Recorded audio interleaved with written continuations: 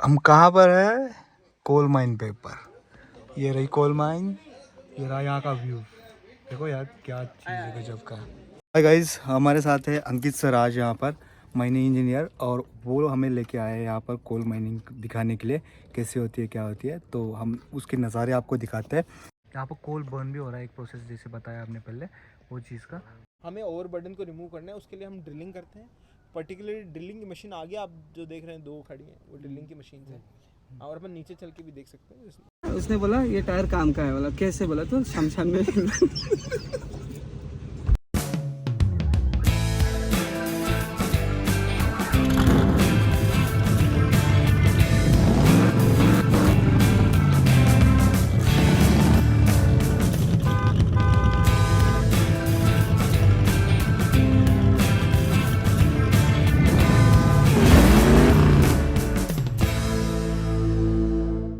Hello, नमस्कार, जय शिवराय। मैं आशीष यादव।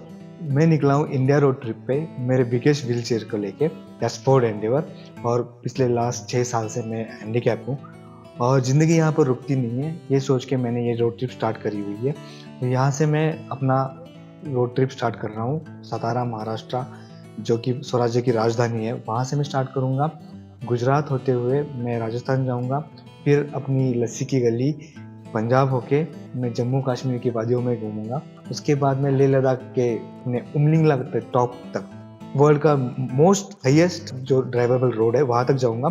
वहाँ से शिमला मनाली पे घूमना ही है भाई। उसके बाद राम जी के दर्शन करने में अयोध्या आ रहा हूँ। अयोध्या के बाद मैं निकल रहा हूँ अपने नॉर्थ ईस्ट की तरफ, और आप साउथ को कैसे भूल सकते हो। तो मैं वहाँ से निकल रहा हूँ साउथ के लिए। चेन्नई, हैदराबाद होके मैं रामेश्वरम तक जाऊंगा। राम सेतु का दर्शन करने के बाद में ऊटी होके, बेंगलोर होके, फिर अपने घर वापस जा रहा हूँ। तो इस जर्नी में जो जो कुछ मेरे साथ हुआ, कितनी कितनी तकलीफें आई, कुछ कुछ जो कुछ हुआ, मैं ये सब शेयर कर रहा हूँ आपके साथ में। और जो कुछ खाया पिया सब कुछ मैं दिखा रहा हूँ आपको, ठीक है। तो बहुत ही इपिक और इंटरेस्टिंग रोड ट्रिप होने वाली है। इस जर्नी में घर बैठे भी आपको देखना चाहते हो तो मेरे को सब्सक्राइब करना, इस चैनल को सब्सक्राइब करना और फॉलो और शेयर करते रहना, और उन लोगों के साथ शेयर करना जो ये जर्नी करना चाहते हैं। Thank you. हम लोग हैं लेडो में, आसाम में, और यहाँ पर भाई मिले हैं हमारे, सब्सक्राइबर है हमारे, और बोलते कि हमारा वीडियोस वगैरह देखते हैं। भाई क्या नाम है आपका? संदीप। संदीप, कैसे लगता है वीडियोस वगैरह? अच्छा लग रहा है। कौन से वीडियोस देखे हमारे वजह से? वो अयोध्या वाला हो गया, जैसे यहाँ स्टोरीज पोस्ट किया था उसमें। तो यहाँ पर भी है हमारे, देखते हैं वीडियोस वगैरह वगैरह। तो अभी इन्होंने सब्सक्राइब वगैरह करा हुआ रखा हुआ है। चलो अच्छा है, घर से दूर होने के बाद इतना प्यार मिलता है तो अच्छा लगता है। तो हम लोग आए थे आसाम में भैया के घर में, और यहाँ पर हमने उनकी फैमिली के साथ टाइम बिताया। बहुत ही अच्छा हमारा वेलकम हुआ, फिर बाद में बहुत सारा खाना वाना खिलाया और हमने बहुत सारी मस्ती करी। आप देख ही सकते हो किस तरीके से मस्ती वगैरह चल रही है हमारी। तो कंटिन्यू करो, वीडियो को देखते रहो, एंजॉय करो थोड़े घर के नज़ारे भैया के।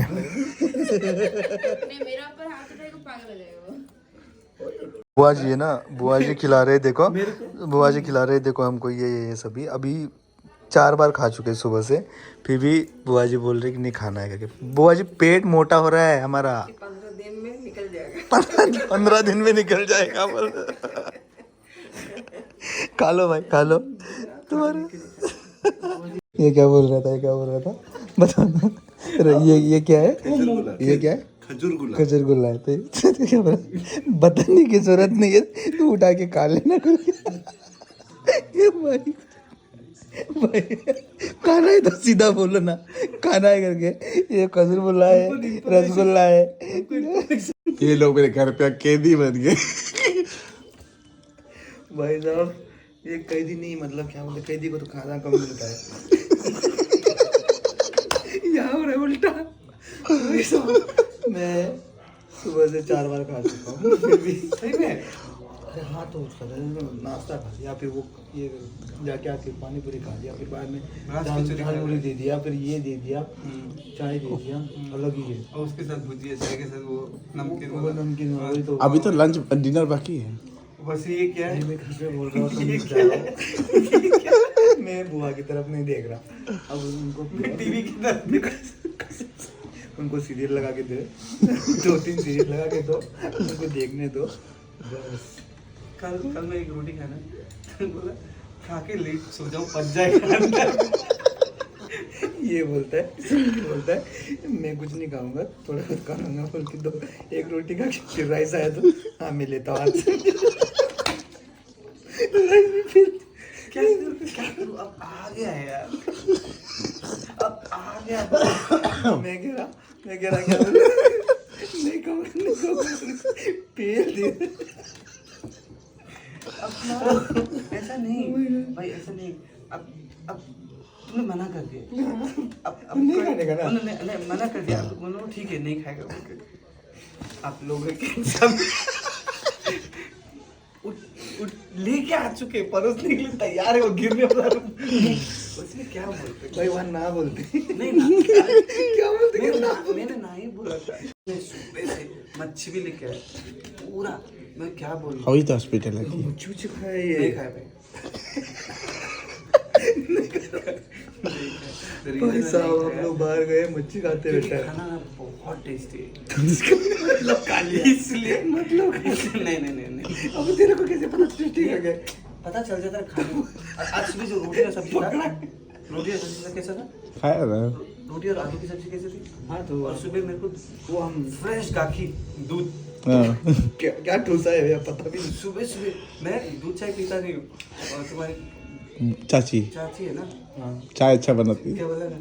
चाची है। तुम तो लाल चाय पीते हो नहीं बिना शुगर के। तुम तो लाल चाय पीते हो बिना शुगर के। ये दूध का ये फ्रेश अब भी है। तो भाई साहब घर पे ना भैया के घर पे ऐसी खातिरदारी हुई है हमारी, बस पूछो मत। खाना वगैरह सब बहुत ही अच्छी तरह से हुआ और हंसी मजाक चलते रहा। रात भर हमने टाइम पर बैठ के मतलब टाइम पास वगैरह किया। फिर कल सुबह निकलना था हमें कोल का माइन देखने के लिए, चलते निकलते। भाई साहब हम आ गए कोल माइन के ऊपर और देख सकते हो आप लेफ्ट साइड में राइट साइड में पूरा कोल ही कोल है अपने पास। तो यहाँ पर है एक्चुअल में आसाम का मेन बिजनेस कोल फैक्ट्रीज। तो ये है यहाँ की कोल का प्रोडक्शन जो भी बोल सकते हो, ये यहाँ से आता है और इस तरीके से कुछ अंदर है व्यू। तो भाई साहब हम लोग आए थे अभी कोल के खदान में, ठीक है, मतलब कोयले के खदान में। और यहाँ पर ना भाई साहब इतने सारे ग्रेड वगैरह इसके कोल वगैरह थे, तो इनके बारे में एग्जैक्ट जानकारी हमें चाहिए थी। तो इसके लिए हम लोग सिक्योरिटी के वहाँ पर जाए और हम परमिशन मांग रहे थे कि कोल के एग्जैक्ट खदान के पास जाएंगे और वहाँ पर जितना पॉसिबल हो सके शूट करेंगे। वैसे किसी को परमिशन नहीं है यहाँ पर आने के लिए, पर कुछ वैलिड डॉक्यूमेंट देने के बाद, जैसे हमारा ID वगैरह देने के बाद ना वो अलाउ करते हैं सम स्पेशल केसेस में। तो हम लोग चले वहाँ पर इंफॉर्मेशन लेने के लिए। अब वहाँ पर जाके कैसे कैसे किसको मिले, किसने हमें हेल्प करी, आगे ब्लॉग में आपको सब कुछ दिखेगा। तो ब्लॉग में बने रहना, इंटरेस्टिंग रहने वाला है। जैसे आपने सलार मूवीज़ या फिर इसमें देखा होगा ना कोयले की खदान वगैरह, वो सब दिखाएंगे आपको, तो ब्लॉग में बने रहना। हम कहाँ पर है? कोल माइन पे ऊपर। ये रही कोल माइन, ये रहा यहाँ का व्यू। देखो यार क्या चीज़ है गजब का।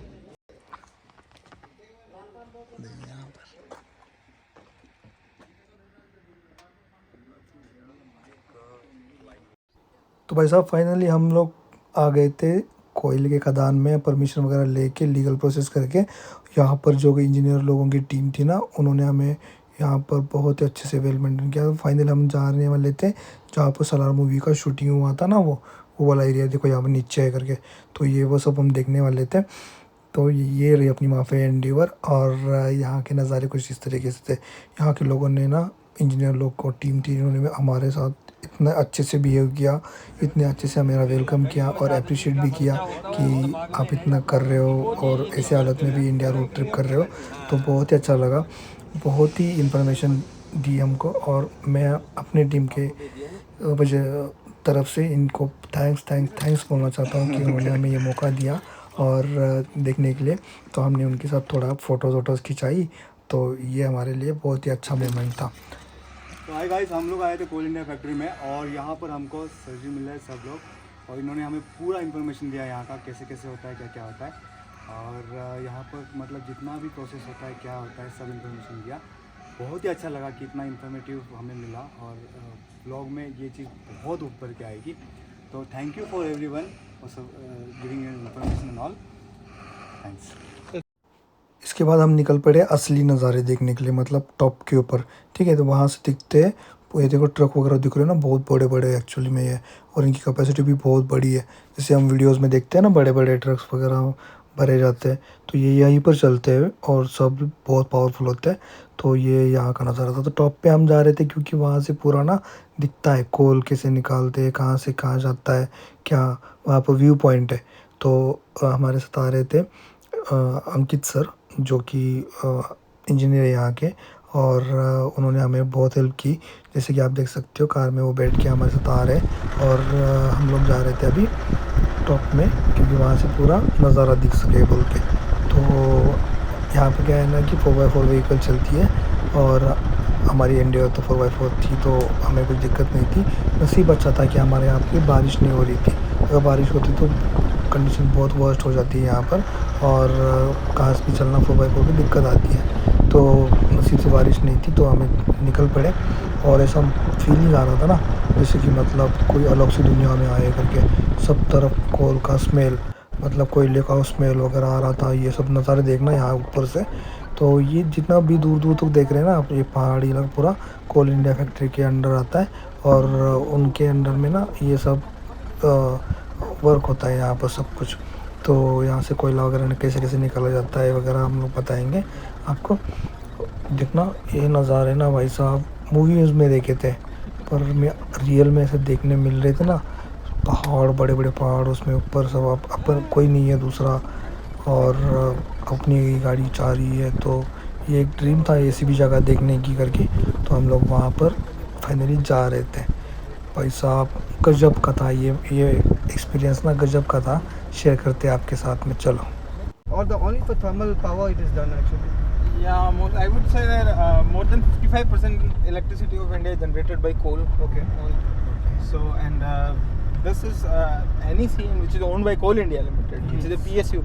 Okay. So, we produce, last year we produced 704 million tons coal. And so, which is around 90% coal of India, around 85 to 95% coal of India, the coal production overall.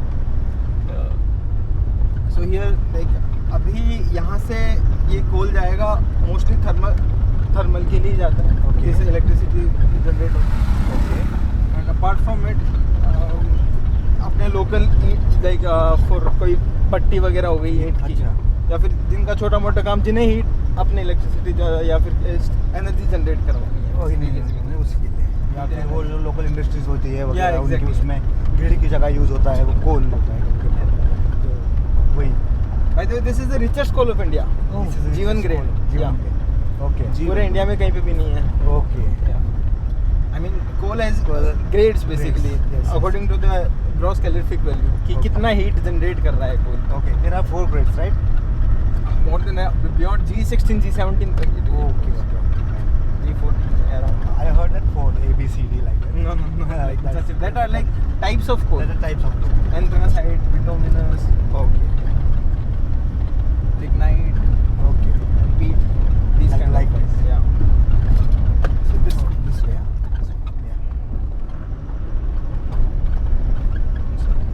तो अंकित सर ने हमें रास्ते में ना थोड़ा बहुत नॉलेज, मतलब इंट्रोडक्शन करा दिया कि क्या है करके, और उसके बाद में हम लोग ऊपर चले गए। भाई साहब नज़ारा देखना यहाँ से, क्या गजब का है। और ये रही अपनी माफ़ी एंडेवर, यहाँ से थोड़ा बहुत पार्किंग वार्किंग कर रहे थे, पर भाई साहब यहाँ से नज़ारे दिख रहे थे ना भाई साहब, गजब के थे यार।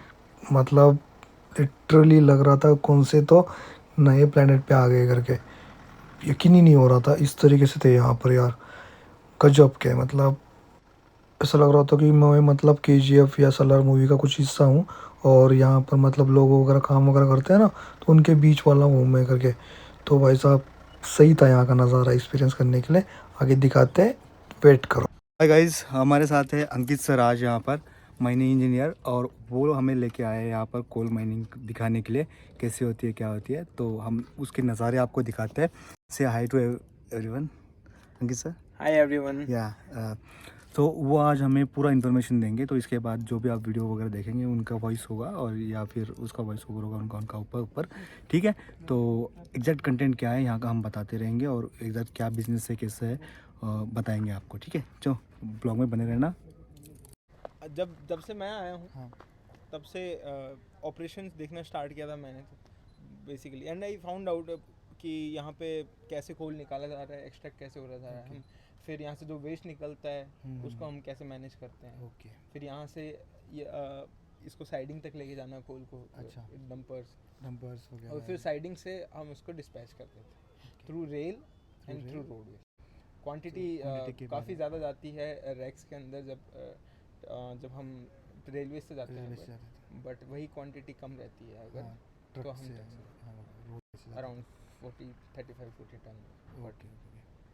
तो अब यहाँ से जो ये माइनिंग जो हो रही है ये पूरा मतलब खोदा जाता है, इसके लिए बड़े बड़े ये लगते होंगे इलेक्ट्रिक्स वगैरह वो सब। Exactly actually the whole process is basically जब हम कोल आप देखेंगे यहाँ पे तो आपको सीम कोल की अलग दिखेंगी, ठीक है, और फिर पार्टीशन रहता है दैट इज ओवरबर्डन, जो वेस्ट रॉक है Okay. जो कोल नहीं है, नहीं लाइक मोस्टली यहाँ सेडिमेंट्री रॉक मिलती है अपने को जिसके अंदर बहुत हार्ड रहती द है, वाइट वन राइट। या बीच में Yes. और आपको जो ब्लैक दिखेंगे यहाँ पे 3 तरह की सीम है। Okay. Seam is basically the layers या सीम कोल बेसिकली, तो Yes. 20 फीट सीम है that is okay thickness of the seam 7 feet है ओके और and 60 feet in the bottom, okay Yeah. 60 feet या 60 feet. That's great. So like basically फिर हम उन seems तक जाने के लिए हमें वो ओवरबर्डन को हटाना पड़ेगा, तो Yes. उसके लिए उस ओवरबर्डन में हम ड्रिलिंग करते हैं, ओके ड्रिलिंग के बाद हम ब्लास्टिंग करते हैं, ओके फिर ब्लास्टिंग करके उस रॉक को क्रश रॉक को हम लोड करके लोडर से एक्सकेवेटर से और फिर डंपर्स में लोड करते हैं, वो ओवरबर्डन में जाता है।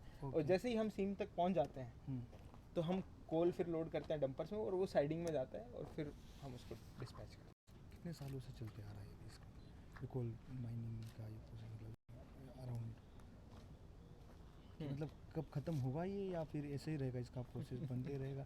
क्योंकि डाउट रहता है ना नॉर्मल आदमी है, एक ना एक दिन तो ख़त्म होना है ये कोल को।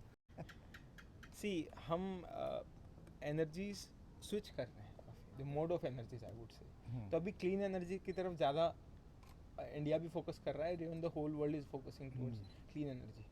और जब तक हम जैसे हाइड्रोजन की बात करते हैं अपन, yes fine, but when it comes to coal, अभी इंडिया की ऑलमोस्ट एज आई टोल्ड कि अराउंड 55% इलेक्ट्रिसिटी किस कोल से जनरेट हो रही है, इजंट इट? सो अभी इसको सडनली बंद नहीं किया जा सकता है, so we are finding ways, and coal India का भी प्रेडिक्शन ये है कि आने वाले 30 साल तक ओके हम लोग क्लीन एनर्जी की तरफ जाएंगे और कोल का एक्सट्रैक्शन मतलब ऑलमोस्ट नेग्लिजिबल निगलेजिबल करेंगे, ये कोशिश है ताकि हम एनवायरनमेंट को भी सिक्योर कर पाएँ, सिक्योर पाएंगे। ठीक अच्छा है, एनवायरनमेंट भी कंजर्व है अपना, यस क्योंकि कोल माइनिंग से हमारा प्लान रहता है कि जब माइन क्लोजर प्लान पूरा देते हैं, जब माइंस के लिए हम माइन ओपनिंग का जो प्लान रहता है उसी के साथ माइन क्लोजर प्लान रहता है कि हम जितना वेजिटेशन यहाँ से हाँ हाँ रिमूव कर रहे हैं उतना वेजिटेशन किया जाएगा वापस ओके प्रॉपर, ओके उसके बाद में माइन क्लोज होती है साथ। ओके बट काफ़ी सारी स्पीसीज फ्लोरा एंड फोना यहाँ से हम जब डिस्प्लेस होती हैं उनका बहुत ध्यान रखा जाता है। टॉप सोइल को भी हम रिजर्व रखते हैं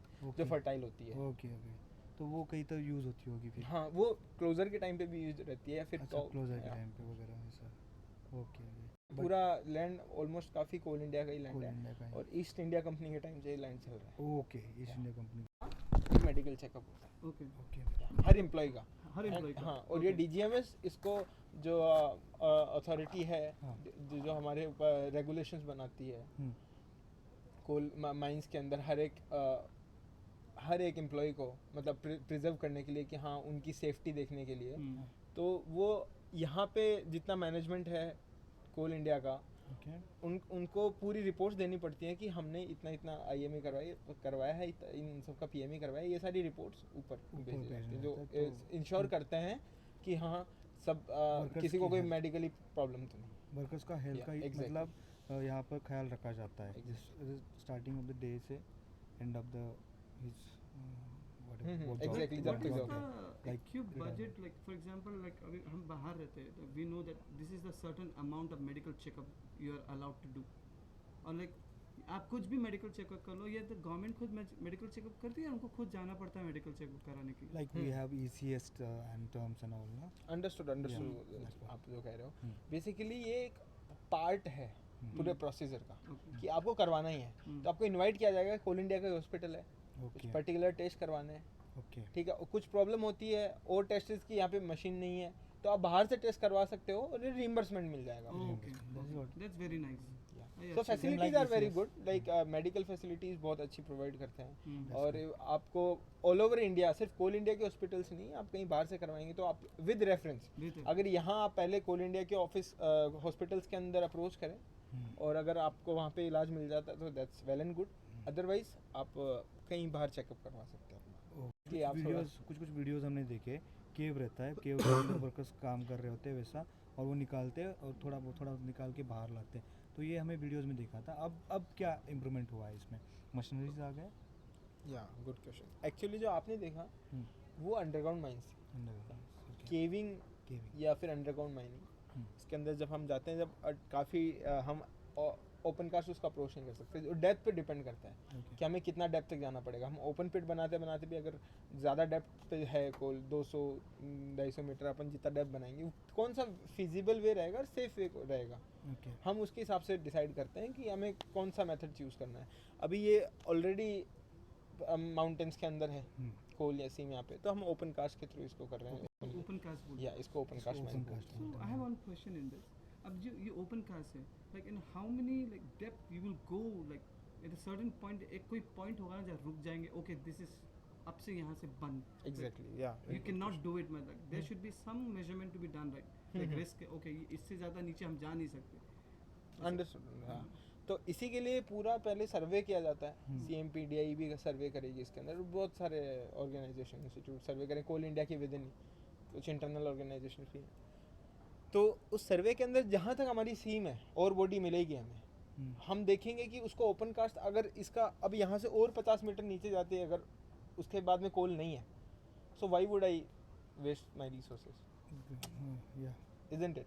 यस। अब अगर कोल है और भी ज़्यादा डेप्थ तक है, लेकिन हम अब ओपन कास्ट नहीं जा सकते क्योंकि वो फिर हमारे लिए सेफ नहीं है, तो फिर हम अंडरग्राउंड अप्रोच करेंगे उसको विद शाफ्ट बना के या डिक्लाइन बना, ऐसी माइंस है। मतलब यहाँ पे मीथेन का एमिशन भी बहुत ज़्यादा रहता है, तो वो बहुत हाँ हेल्थ के लिए भी हार्मफुल है। और फिर यहाँ का रॉक स्ट्रक्चर जो RMR जो था, रॉक मास रेटिंग कि रॉक कितना स्ट्रॉन्ग है, वो भी बहुत कम, तो उसकी वजह से आप रॉक फॉल होने के चांसेस भी, सब्सिडेंस के चांसेस। जैसे हमें दिख रहा है वहाँ पर जो मतलब मिट्टी पूरी ढीली है और रॉक्स भी पूरे ढीले है, हाँ, तो वो गिरेंगे अगर हम केविंग के लिए जाते हैं। जैसे वहाँ पर देख सकते हो आप, है ना, वो जो वाला है ना, तो वो उसमें पूरा ढीला है, तो उसमें केविंग करेंगे तो ऑब्वियसली वो गिर जाएगा। ये रॉक भी इतना कमज़ोर क्यों है थोड़ा, बाकी as compared to other regions of India? जैसे मैंने बताया कि ये टेक्टोनिक प्लेट्स के मूवमेंट्स की वजह से फॉर्म हुए और ऊपर आ गए इन माउंटेन्स, अभी फाइंड आउट किया जाता है। तो अंडुलेशंस उसी टाइम से जब मूवमेंट हुआ प्लेट्स का, उस टाइम पर रॉक ने अपनी प्रॉपर्टीज़ लूज़ करी। ओके, रॉक ने अपनी प्रॉपर्टीज़ लूज़ करी जब ये माउंटेन्स के अंदर फॉर्म हुए टेक्टोनिक प्लेट्स, तो ऑलरेडी तभी से ये रॉक काफ़ी क्रश थी और उसकी वजह से यहाँ पे स्टेबिलिटी वो देखी नहीं गई रॉक के अंदर। And now if we come to the blasting part, तो अभी भी ब्लास्टिंग होती है और सीम तक पहुँचने के लिए, लाइक सीम इज़ इंक्लाइंड, हमें सीम तक पहुँचने के लिए हमें ओवरबर्डन को रिमूव करना है। उसके लिए हम ड्रिलिंग करते हैं, पर्टिकुलरली ड्रिलिंग की मशीन आगे आप जो देख रहे हैं 2 खड़ी हैं, वो ड्रिलिंग की मशीन है, और अपन नीचे चल के भी देख सकते हैं। तो वो मशीन यूज़ होती है और फिर बाद में ड्रिल, हाँ, ड्रिल कर देंगे, फिर एक्सप्लोजिव्स डालेंगे और फिर ब्लास्टिंग करेंगे, तो क्रश हो जाता है एकदम से रॉक। अभी इस रॉक को हम, ये जो एक्सकेवेटर आप देख रहे हैं, सो हमारे पास अलग अलग कैपेसिटी के एक्सकेवेटर हैं, सो वो रॉक को लोड करेगा, बट जब रॉक को तोड़ने की भी कोशिश कर सकता है, बट उसकी बकेट कैपेसिटी या खुद मशीन की इतनी कैपेसिटी नहीं है कि वो उस लेवल के या उस हार्डनेस के रॉक को वो ब्रेक कर सके इतने ज़्यादा फाइन पार्टिकल्स में। बट हम फ्रेगमेंटेशन को क्या करते हैं, उसको ब्रेक करके फाइन फ्रेगमेंटेशन कर देते हैं, जिससे कि मशीन का फिल फैक्टर जो होता है कि कितना वॉइड्स भी कम रहें और पार्टिकल्स के साइज़ कम रहेंगे, तो फिल फैक्टर भी बहुत अच्छा मिलेगा। नॉर्मली जब ये रॉक मैंने बहुत सारे देखा है, जब कोल जो होता है कभी कभी छोटे छोटे होते हैं, कभी बड़े बड़े होते हैं, जो साइजेस में जाके दिखते हैं। Firstly I want to clear this thing कि हम ब्लास्टिंग कोल में नहीं करते। हाँ नहीं, इस पे करते हैं आप लोग। ओवरबर्डन मतलब जो वेस्ट है ऊपर लेयर ऊपर ले, अगर कोई अदर रॉक है जो हमारे इंटरेस्ट का नहीं है, हमें वो रिमूव करना है, उसके लिए ब्लास्टिंग करते हैं। मेनली सेडिमेंट्री मिलती है यहाँ पे, उसको ब्लास्ट करेंगे और फिर हम कोल की हार्डनेस इतनी कम होती है कि वो एक्सकेवेट करते हैं तो आराम से निकल जाते हैं। कोल तो निकल जाएगा, पर उसके ऊपर का रॉक जो है उसको निकालने के लिए ब्लास्ट करना पड़ता है। नहीं तो ब्लास्टिंग की ज़रूरत ही नहीं पड़ती अगर ये पूरा कोल होता तो सिर्फ निकालो डाल दो, ऐसे सही ना? एग्जैक्टली ना, yes. A lot of people. Thanks. Ashish, yes right? Yes.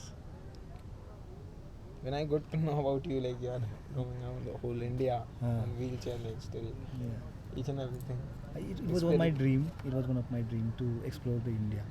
When I was a child, I thought one day I will go with the bike and I will explore the entire India. Unfortunately, I cannot ride the bike, so I'm traveling with my car now. भाई साहब, ये है यहाँ के नज़ारे। आप देख सकते हो कैसे कोल वगैरह यहाँ से हो रहा है। यहाँ पर कोल बर्न भी हो रहा है, एक प्रोसेस जैसे बताया आपने पहले वो चीज़ का। और डेप देखना इसकी कैसी है, इतनी पूरे नीचे तक। तो इस तरीके से है कुछ यहाँ पर, और आगे का प्रोसेस बताएंगे आपको थोड़ी देर में। तो भाई साहब ये रहा नज़ारे यहाँ के कोल के पूरा खदान का। रिचेस्ट कोल का खदान है अपने इंडिया का। यहाँ देख सकते हो आप कैसे कोल वगैरह जल रहा है अभी भी, मतलब 24 आवर्स से जलते रहता है। यहाँ का नज़ारा है ना भाई, एक किसी दूसरे प्लेनेट से कम नहीं है। मतलब यहाँ से दूर दूर तक देखोगे सब कोयला है, कोयला है, और नीचे जाने के लिए जगह है, खदान है। जहाँ जहाँ पॉसिबल है वहाँ पर हमने शूट किया, जहाँ अलाउड है वहाँ पर हमें शूट करने की परमिशन मिली तो हमने उतना शूट कर लिया। और आपको दिखाने के लिए देखो ये चीज़ दिख रही है ना आपको, कोयला वगैरह। इसमें जो से पहले वाली इन्फॉर्मेशन इन्होंने बताई ना, सब ग्रेड के वजह से हिसाब से कहाँ कहाँ ब्लास्टिंग होता है, कैसे कैसे खुदाई किया जाता है, ये पूरा इन्फॉर्मेशन है। तो आसान भाषा में यही समझाना चाहता हूँ कि जो यहाँ से कोयला निकलता है वो हमारे आजू बाजू के इंडस्ट्री में वगैरह इसमें सब जगह पर डिस्ट्रीब्यूट होता है और उससे हमें एनर्जी मिलती है और पावर भी जनरेट होती है। तो ये अपने इकोनॉमी के लिए बहुत ही बड़ा पॉइंट है और ये बहुत ही मायने रखता है एक्चुअल में। तो ओवरऑल ये देखने को मिला तो हमें बहुत ही क्या बोल सकते हैं, इतना बड़ा हिस्सा है ना ये इंडिया का। तो वो सोच के ही मतलब ये लगता है कि भाई साहब हम लोग तो कुछ जानते ही नहीं है, इकोनॉमी वगैरह किस पे डिपेंड करती है देश की वगैरह, ये सब इन्फॉर्मेशन यहाँ पर मिली। भाई साहब सच बोल रहा हूँ ना, अलग ही दुनिया है ये, अलग दुनिया है ये, अलग ही लेवल का है ये। यहाँ के नज़ारे यहाँ पर आके देखोगे ना, स्मेल आती है यार कोल की वगैरह ये सभी ना, यहाँ बैठे बैठे ना तो अलग लगता है यार ये सब। सोच के भी ये लगता है। तो चल उसके बाद हम चलते हैं, यहाँ से निकलने का टाइम आ गया था। जाने के टाइम पे देखते हैं यहाँ का गराज, क्योंकि यहाँ पर इतने सारे व्हीकल्स हैं ना, ये बड़े बड़े देखना, ये सब निकालने के लिए काम आते हैं। तो ये बहुत बड़े हैं, कैमरा में एक्चुअली में ये छोटे लग रहे हैं पर ये है रियल में बहुत बड़े। इनके जो बकेट्स वगैरह इसके साइज़ के ऊपर डिपेंड रहता है। तो देखो गाड़ी कितनी छोटी लग रही है उसके सामने, और ये बहुत बड़े हैं एक्चुअल में। तो इसको भी हमने एक्सप्लोर किया, देखा। तो रियल में पहली बार इतने बड़े बड़े व्हीकल्स देखे हैं जो कि मतलब खदान में ही काम करते हैं, यहीं पर उनका गैराज वगैरह रहता है। तो इस तरीके से यहाँ पर मेंटेनेंस वगैरह ये सब चीज़ें होती है। तो ये बहुत बड़ा एक्चुअल में स्ट्रक्चर है और इस तरीके से है कुछ। भाई साहब अजब गजब एक्सपीरियंस था, लाइफ में ऐसी चीज़ कभी नहीं देखी थी हमने। तो सही था। चलो निकलने का टाइम आ गया, यहाँ से चलते निकलते, और भी कुछ काम है। तो भाई साहब वापस आने के बाद ना हमारा एक टायर जो था पूरा ख़त्म होने को आया था, मतलब क्या ही रह गया था उसमें। तो इसका पूरा इस्तेमाल हमने कर चुका था ऑफ रोड मार के वगैरह। तो हमारे पास स्पेयर टायर था वो कि हमारा अगली जर्नी के लिए वो काम आ जाएगा करके। तो हमने यहाँ पर वो टायर चेंज करने के लिए आए थे। भाई साहब यहाँ पर एक फ़नी किस्सा हुआ, जो कि हमें पता चला कि ये टायर जो है ना वो पुराने वाले वो लोग यूज़ करते हैं आसाम के लोग कि आदमी को जलाने के लिए शमशान घाट में। तो ये बात हमारे सांगमा भाई को कोई थोड़ी अच्छी नहीं लगी। इसको थोड़ा आगे देखो मूवमेंट में कैसे फनी है। टायर वाले को क्या पूछा? मैंने पूछा उसको कि ये टायर, वो टायर का आप क्या कर, तूने बताया ये टायर काम कर रही है। ये बोला टायर का, उसने बोला ये टायर काम का है। बोला कैसे? बोला तो शमशान में।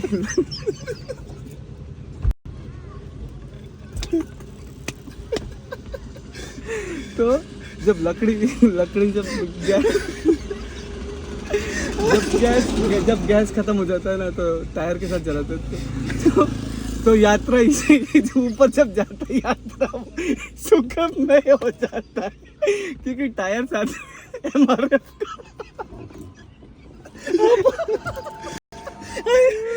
Guys, this is not fun, okay? This is only for personal use. I have nothing to do with it. This is for only Ashish for laughing at home. Disclaimer, okay? भाई मैं क्या बता, Okay. उसने ये बोला तेरे को Apollo का टायर है, MRF का होता तो लंबा चलता।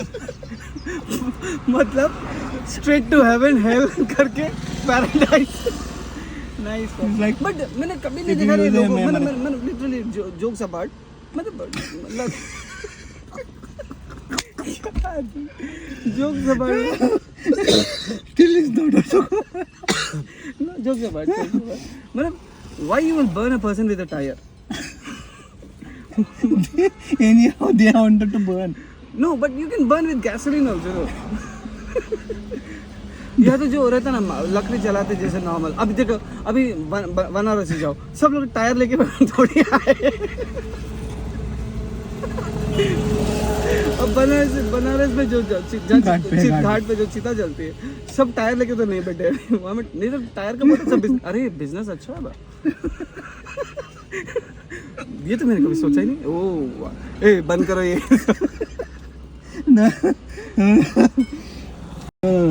Listen.